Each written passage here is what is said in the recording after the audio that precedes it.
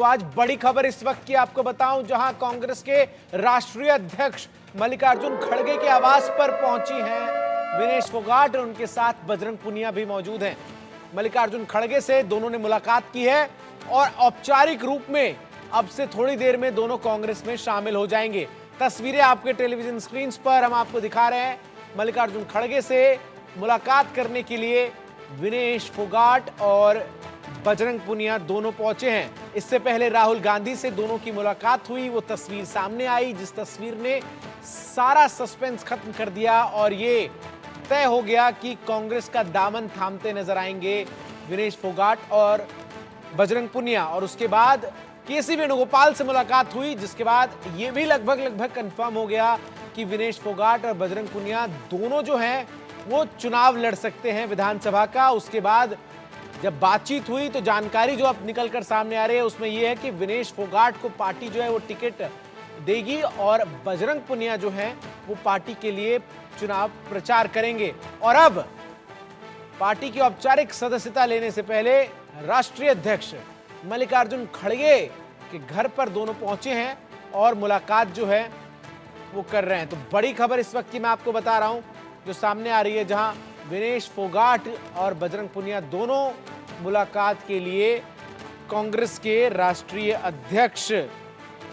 मल्लिकार्जुन खड़गे के आवास पर पहुंच चुके हैं। जिस तरीके से पिछले साल पहलवानों के प्रदर्शन में कांग्रेस साथ खड़ी नजर आई विनेश फोगाट और बजरंग पुनिया के, और उसके बाद जिस तरीके से इस वक्त जो तमाम जानकारियां आ रही हैं उसमें यह तय है कि विनेश फोगाट और बजरंग पुनिया आज कांग्रेस में शामिल होंगे। तो वहीं एक और बड़ी खबर इसी से जुड़ी आपको बताऊं, विनेश फोगाट ने रेलवे की नौकरी छोड़ दी है और रेलवे में शामिल होने से पहले उन्होंने अपनी नौकरी से इस्तीफा दे दिया है। साथ ही साथ जो इस्तीफा उन्होंने लिखा है उसमें रेलवे परिवार के हमेशा आभारी रहूंगी विनेश फोगाट की तरफ से ये कहा गया है। तो भारतीय रेलवे की सेवा मेरे जीवन का एक यादगार और गौरवपूर्ण समय रहा। जीवन के इस मोड़ पर मैंने स्वयं को रेलवे सेवा से पृथक करने का निर्णय लेते हुए अपना त्यागपत्र भारतीय रेलवे के सक्षम अधिकारियों को सौंप दिया है। राष्ट्र की सेवा में रेलवे द्वारा मुझे दिए गए अवसर के लिए मैं भारतीय रेलवे परिवार की सदैव आभारी रहूंगी, ये विनेश फोगाट की तरफ से कहा गया है। जनरल मैनेजर रेलवे को पत्र लिखकर विनेश फोगाट ने रेलवे की जो नौकरी उन्हें दी गई थी उससे इस्तीफा दे दिया है। आज औपचारिक तौर पर कांग्रेस की सदस्यता जो है वो ग्रहण करेंगी विनेश फोगाट और उनके साथ बजरंग पुनिया। और उसके बाद जो कयास लगाए जा रहे हैं उसके मुताबिक विनेश फोगाट, आपको बताऊं, लोग विधानसभा का चुनाव जो है वो लड़ती हुई नजर आएंगी। तो वहीं दूसरी तरफ बजरंग पुनिया जो है वो अभी चुनाव नहीं लड़ेंगे, बल्कि बजरंग पुनिया पार्टी के लिए चुनाव प्रचार करते हुए नजर आएंगे। तो बड़ी खबर सामने आ रही है। इससे पहले कयास ये लगाए जा रहे थे कि दोनों को जो है वो टिकट मिल सकता है, लेकिन अब जो जानकारी सामने आ रही है उसके मुताबिक विनेश के पास दो विकल्प हैं, बाड़ा और जुलाना। इन दोनों में से किसी एक से वो चुनाव जो है वो लड़ती हुई नजर आएंगी। तो हरियाणा में बड़ी अपडेट लगातार सामने आ रही है। एक और बड़ी खबर जो आपको बताऊं, कांग्रेस में आज शामिल होंगे विनेश फोगाट और बजरंग पुनिया, ये लगभग तय है और अब से कुछ देर में दोनों कांग्रेस में शामिल होंगे। राहुल गांधी से मुलाकात, केसी वेणुगोपाल से मुलाकात, उसके बाद अब राष्ट्रीय अध्यक्ष मल्लिकार्जुन खड़गे से मुलाकात, और इस मुलाकात के साथ ही इस बात पर मुहर कि दोनों कांग्रेस की सदस्यता लेंगे। विनेश फोगाट ने पेरिस ओलंपिक में शानदार प्रदर्शन किया, हालांकि ओवरवेट होने के कारण वो स्वर्ण पदक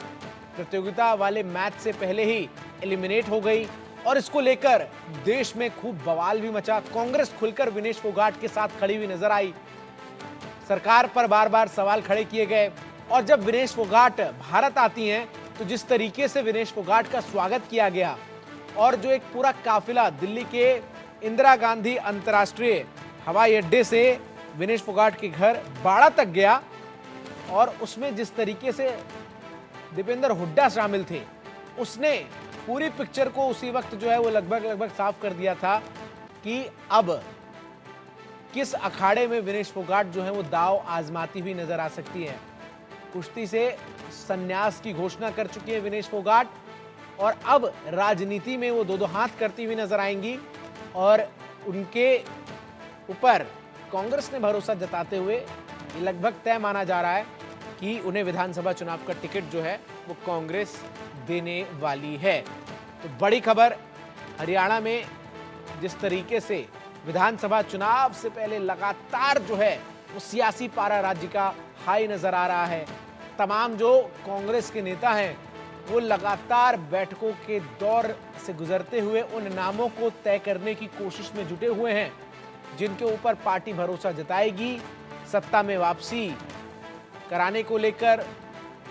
10 साल बाद। और ऐसे में अब ये देखना दिलचस्प होगा कि उस सूची में विनेश फोगाट का नाम जो है वो होता है नहीं, लेकिन तय ये लगभग मान के चलिए कि विनेश फोगाट जो है वो चुनाव लड़ेंगी। रेलवे से अपनी नौकरी इस्तीफा भी विनेश फोगाट ने दे दिया है। इसके अलावा कुश्ती से तो वो संन्यास ले ही चुकी हैं और अब उन्होंने मन बना लिया है कि वो राजनीति के अखाड़े में पटखनी विरोधियों को देती हुई नजर आएंगी। तो जिस तरीके से ये बड़ी खबर सामने आ रही है, महज थोड़ी देर बाद अब से आपको बताऊं कि जो यहां पर विनेश फोगाट हैं वो कांग्रेस की सदस्यता लेंगी। सीधा एडिटर इन खबर हरियाणा विनोद लांबा का रुख करते हैं जो हमारे साथ तमाम अपडेट्स के लिए जुड़ रहे हैं, तमाम अंदर की जानकारी उनके पास रहती है। विनोद, जब राहुल गांधी के साथ तस्वीर सामने आई तभी पिक्चर लगभग क्लियर हो गई थी और अब मल्लिकार्जुन खड़गे से मुलाकात यानी ज्वाइनिंग आज ही है। बिल्कुल, ज्वाइनिंग आज ही है और जिस तरह के मैसेज हैं कांग्रेस की तरफ से वो साफ तौर पे बताते हैं कि ज्वाइनिंग को लेकर जो सारी चीज़ें फॉर्मेलिटीज थी वो धीरे धीरे पूरी होती जा रही हैं और कांग्रेस के राष्ट्रीय अध्यक्ष के आवास पर जिस तरह से तस्वीरें आप लगातार दर्शकों को दिखा रहे हैं और एक ऑफिशियल मैसेज जो सुबह 11:30 बजे का था आम आदमी पार्टी के विधायक का, उसके बाद दूसरा मैसेज भी है वो 3 बजे ज्वाइनिंग है और ज्वाइनिंग कांग्रेस मुख्यालय में ही होगी। मल्लिकार्जुन खड़गे के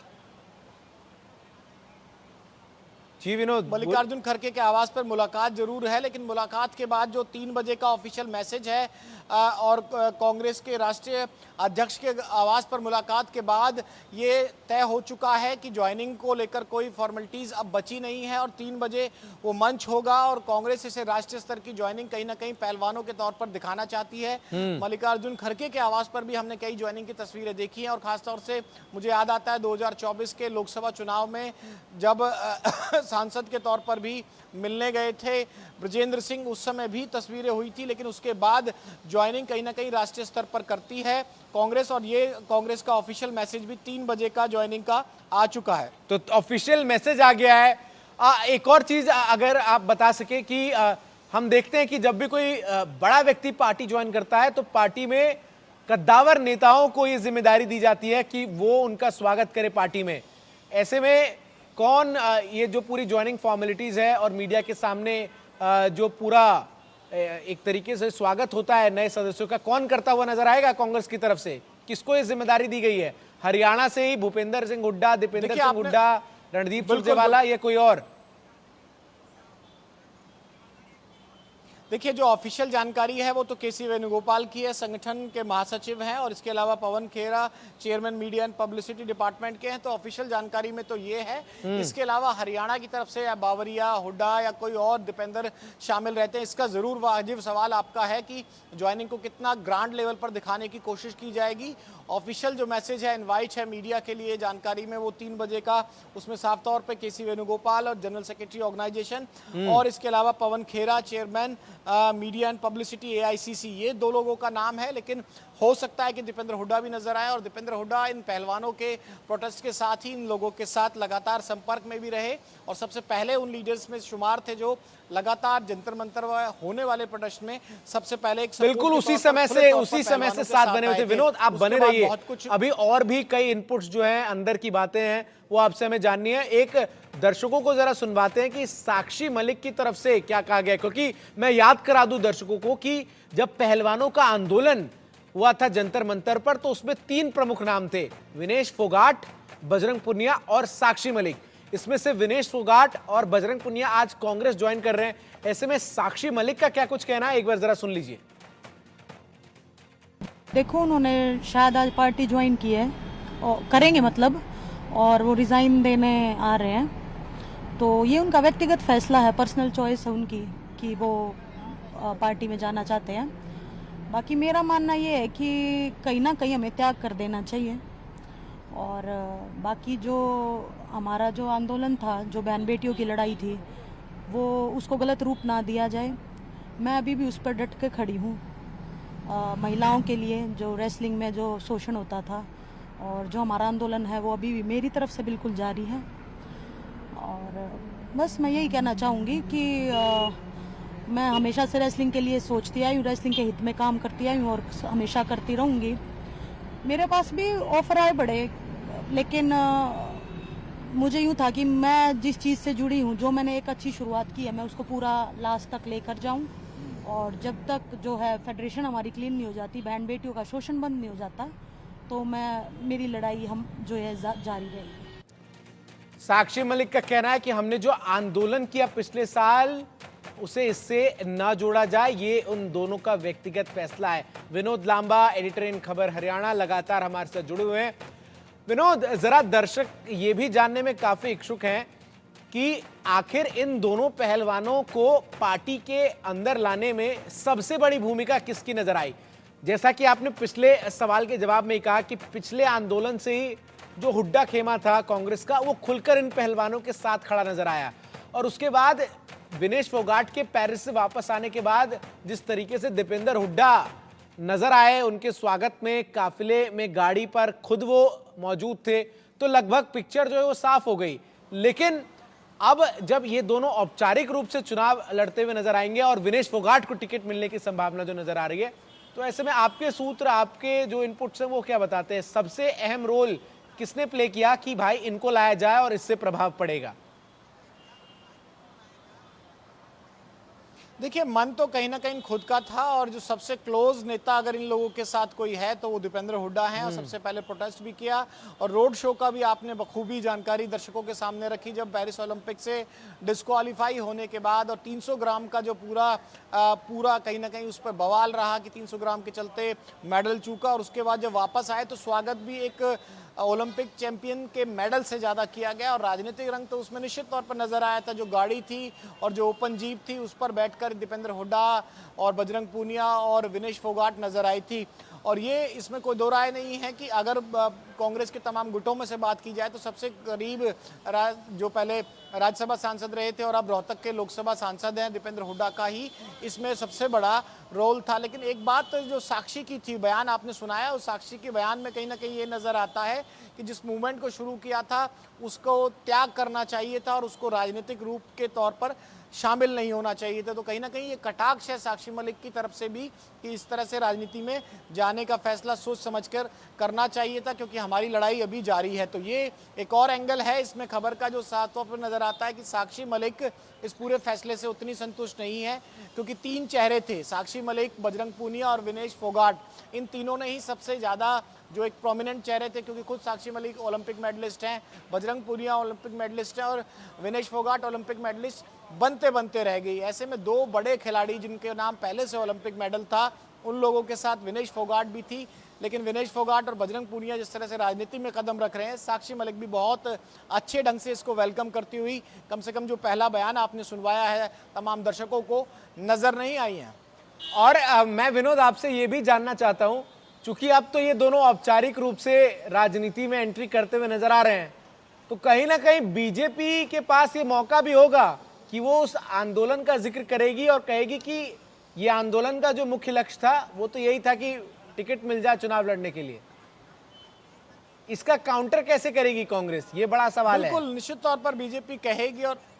बीजेपी का एक फ्रैक्शन तो कहेगा कि आप आंदोलन में पीछे से कहीं ना कहीं मोटिव लेके चल रहे थे, और सुबह भी मेरी आपकी जब चर्चा चल रही थी दर्शकों तक हम शुरुआती जानकारी पहुंचा रहे थे, ये पॉइंट समझाया। फिर जो नए दर्शक जुड़े होंगे उनके लिहाज से भी ये समझाना बेहद महत्वपूर्ण है कि एक फ्रैक्शन था जिसमें कहीं ना कहीं बीजेपी के तमाम लीडर्स ने साफ तौर पर कहा था कि पॉलिटिकली मोटिवेटेड कहीं ना कहीं आंदोलन है, और बहन बेटी और पहलवानों के नाम पर राजनीतिक पार्टी और खासतौर से कांग्रेस पर आरोप लगाए थे कि ये रोटियां सेकने का काम कर रहे हैं, तो मौका मिलेगा। वहीं अगर बाडरा से बात कर ली जाए तो बबीता फोगाट की टिकट हुई नहीं है, लेकिन उन्होंने उसे स्वीकार कर लिया है। इनकी कजन सिस्टर हैं बबीता फोगाट, जो बीजेपी की लीडर हैं, चुनाव लड़ चुकी हैं और चुनाव हारी थी, और उनके ट्विटर हैंडल पर तमाम चीजें नजर आती हैं। और जो पूरा जो आंदोलन था उस दौरान भी बीजेपी के लीडर की भूमिका में ही योगेश्वर दत्त भी नजर आए थे। अच्छा और विनोद, एक जानकारी और कंफर्म कर दीजिए, ये लगभग दो पहलवान बीजेपी के पास भी हैं। जी विनोद, ये लगभग तय है कि टिकट दोनों पहलवानों में से केवल एक को मिलेगा और वो विनेश फोगाट होंगी, ये कंफर्म है, या फिर बजरंग पुनिया को भी पार्टी कहीं से उतार सकती है चुनावी मैदान में?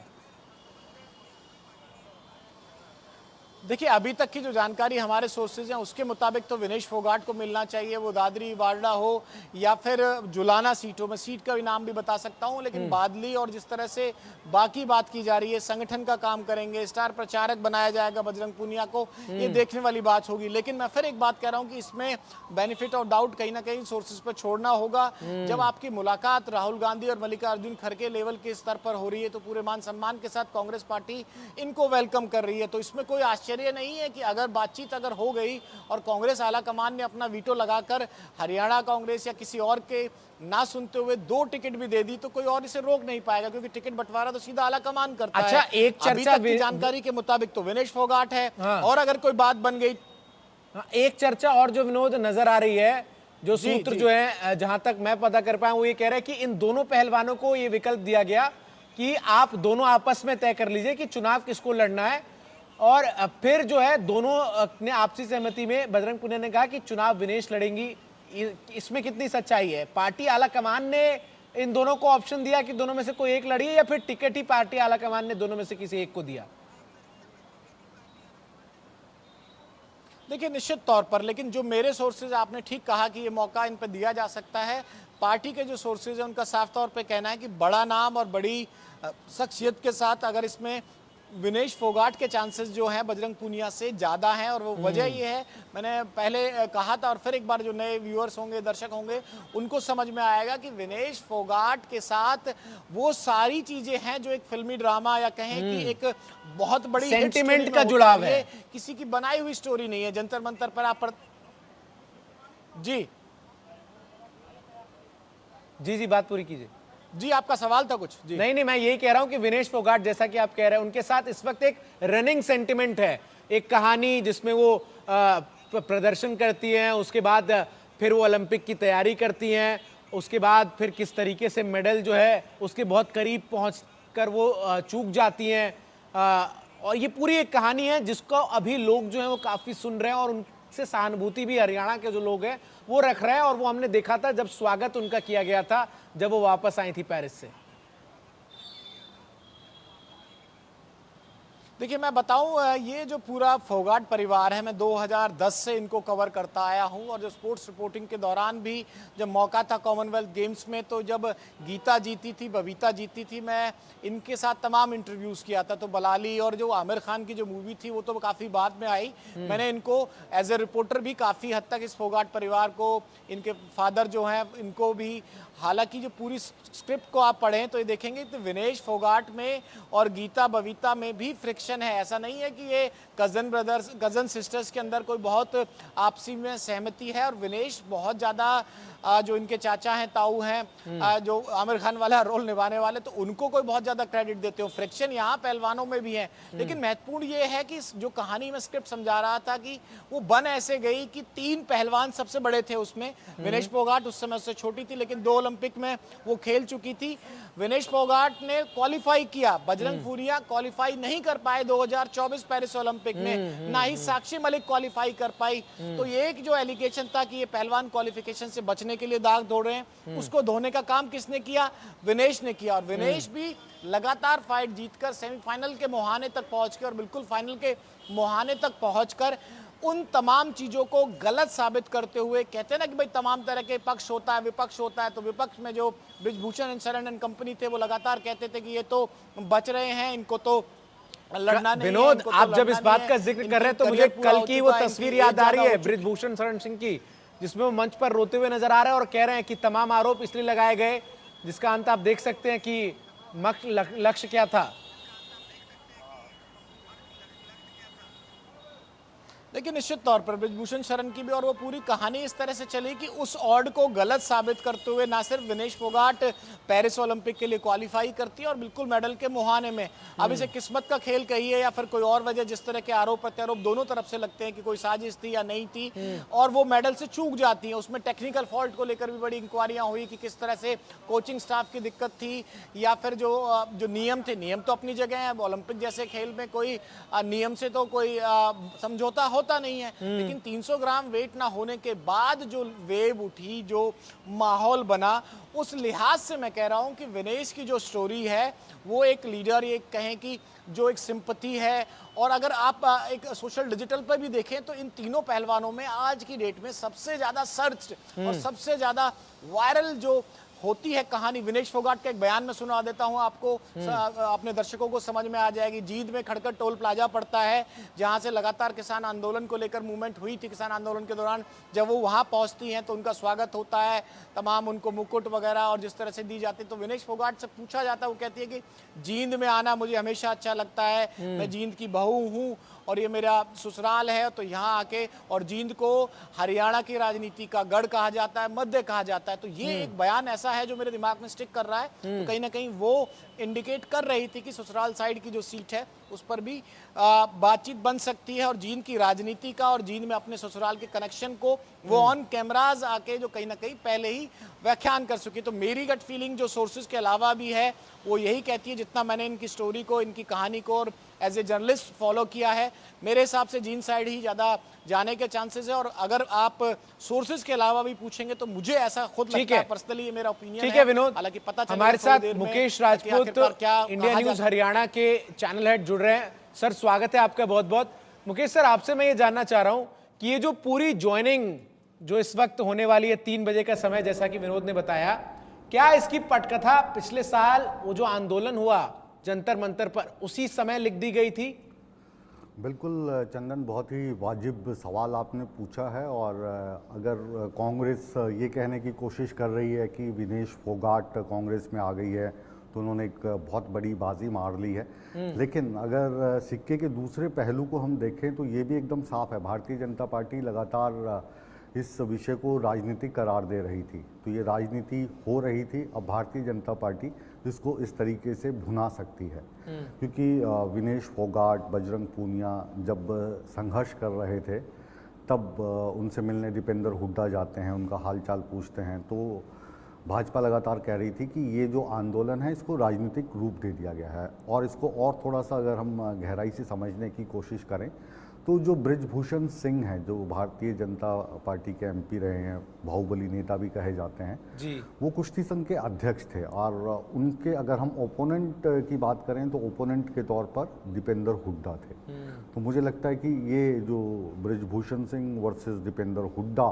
या यूं कहिए कि कांग्रेस वर्सेस बीजेपी, तो फिर गलत नहीं होगा। और आज जब वो ज्वाइन कर रही हैं कांग्रेस को,